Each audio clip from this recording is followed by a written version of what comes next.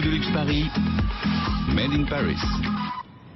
Sophie Le Tanner, bonjour. Bonjour. Vous êtes la directrice de la Compagnie française de l'Orient et de la Chine depuis fin 2014. Vous avez été appelée par le nouveau propriétaire Laurent Dumas, PDG d'Emerige, justement pour permettre de relancer un petit peu cette société. Une belle marque qui a eu plusieurs boutiques, qui a vécu de belles années. Et puis là, dans les années 2010, c'était un peu plus compliqué.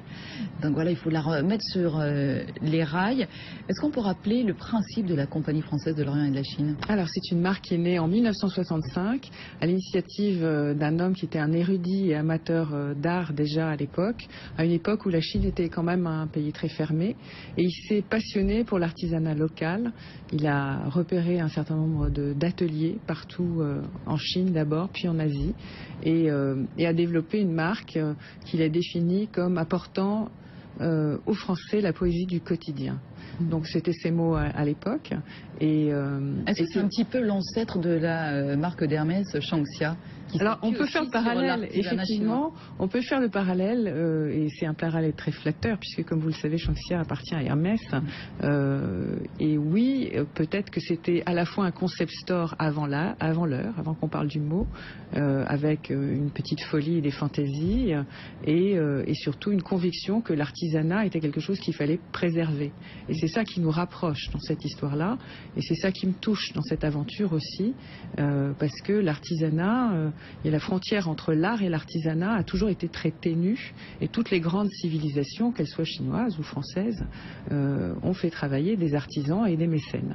Alors justement, l'artisanat, ça vous connaît aussi, parce qu'après avoir fait une première carrière dans de grands groupes comme L'Oréal, en 2005-2010, Sophie Le Tanner, vous étiez présidente du directoire des cristalleries Dôme, que vous avez contribué à relancer, une jolie marque française. Absolument, c'est une marque aussi née en 1878, qui avait connu ses heures de gloire en 1900 avec l'exposition française universelle qu'elle avait gagnée, l'exposition universelle qu'elle avait gagnée, et qui avait connu des destins un peu divers, et que nous avons relancé en quittant un marché qui était les arts de la table, pour se concentrer vers l'édition d'art, et en s'appuyant en fait sur la technique de production de cette marque, qui est une fonderie en réalité de cristal.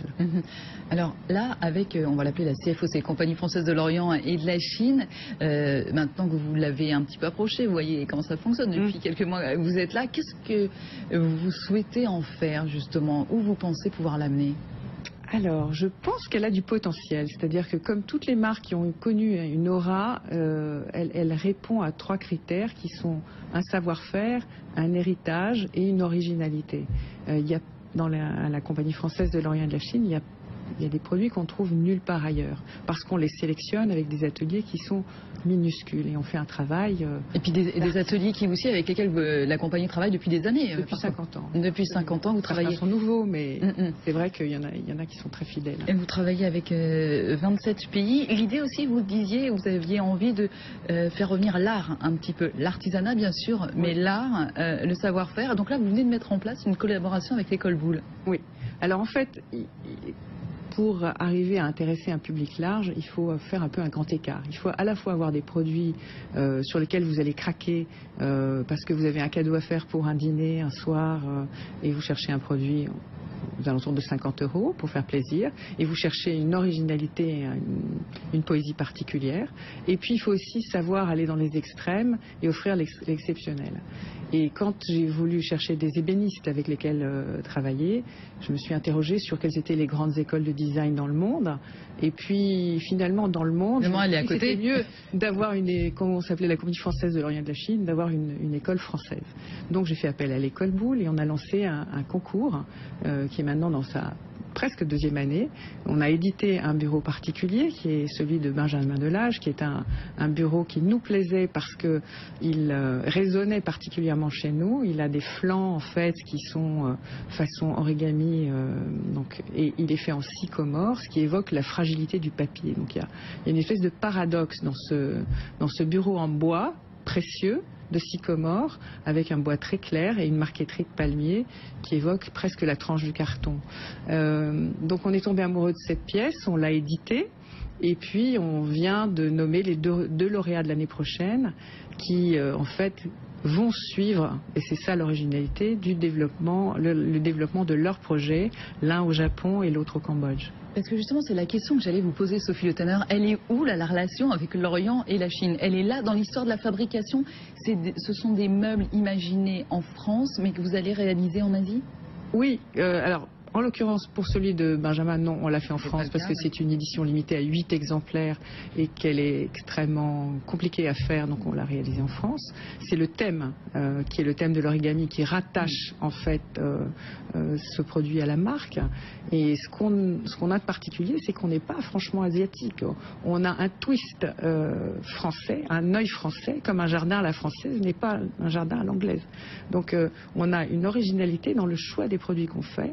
Et parfois, on les fait réaliser en France, très peu souvent, la plupart du temps, dans nos ateliers en Asie. Mais effectivement, entre par exemple le bureau dont on vient de parler, puis alors cette petite tasse, là on est tout à fait, vous avez amené ça, on est tout à fait en Chine. Oui, alors là vous êtes au Japon, en réalité. Japon. On gère sur des motifs, effectivement, la perméabilité entre le Japon et la Chine a toujours été importante, mais la particularité de cette tasse-là, c'est qu'en transparence, la porcelaine est tellement fine, en transparence, on voit une petite geisha extrêmement bien dessinée, comme un camé à l'intérieur de la tasse. Donc ce raffinement-là, cette minutie asiatique, certains savoir-faire qui ont disparu en Europe, par exemple sur certaines céramiques, on peut ouvrir les fours au dernier moment et en fait ça pigmente de façon aléatoire, comme des petites constellations et des étoiles, la porcelaine ou le grès. Alors si on parle un peu business, Sophie Le Tanner, parce qu'effectivement on voit que tout ça est porté sur le savoir-faire, ça c'est important ce que vous disiez, c'est la qualité. Après il faut redévelopper un petit peu la maison, donc une boutique boulevard Haussmann, bientôt une deuxième. Oui, alors effectivement, il faut appuyer, il ne s'agit pas de faire des jolis produits en chambre, il faut qu'ils trouvent leur public, et donc il faut appuyer ça sur un joli réseau de distribution. Nous avons choisi de le faire en direct, parce que c'est là où on maîtrise le mieux l'image, et parce qu'une marque comme la nôtre a besoin d'être expliquée. Je suis particulièrement contente d'avoir trouvé une équipe de vente, en fait, très éduquée.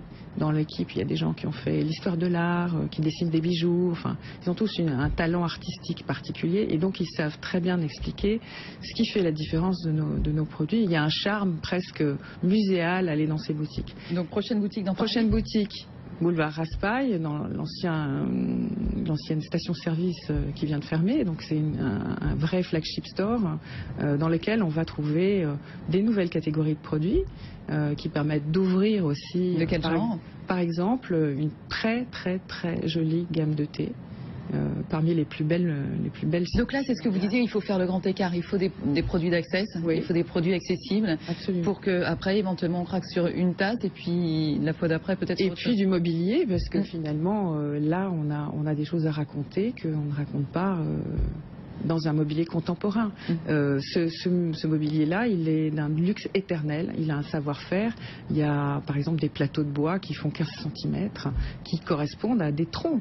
Il faut d'abord trouver les troncs. Enfin, je vais dans les détails et je me passionne, mais c'est vrai que chaque tronc est sélectionné et devient une table. Il y a 3 ans, Sarah Lavoine avait été appelée justement par la Compagnie française de l'Orient et de la Chine pour dessiner aussi, et pour aider à faire repartir la machine. Est-ce que c'est quelque chose que vous pourriez réitérer, le travail avec Sarah Lavoine ou avec d'autres designers? Alors, avec d'autres designers comme Benjamin qui travaillent sur un cahier des charges qui est le nôtre, bien sûr, avec des gens qui ont leur propre marque, ça devient difficile. Il faut vraiment chacun ait son écriture particulière et Sarah, qui est une amie d'enfance de Laurent Dumas, est venue évidemment l'épauler pour redessiner le lieu et aider à inscrire la marque dans un luxe plus contemporain. Donc c'est une amitié qui perdure, mais il est vrai que chacun a son destin et une marque doit durer au-delà des gens qui la dirigent. Combien de temps vous donnez pour réussir, Sophie Le Tanner? 2 ans. 2 ans? Oui, c'est assez court. Mais ça peut marcher en fait. Aussi?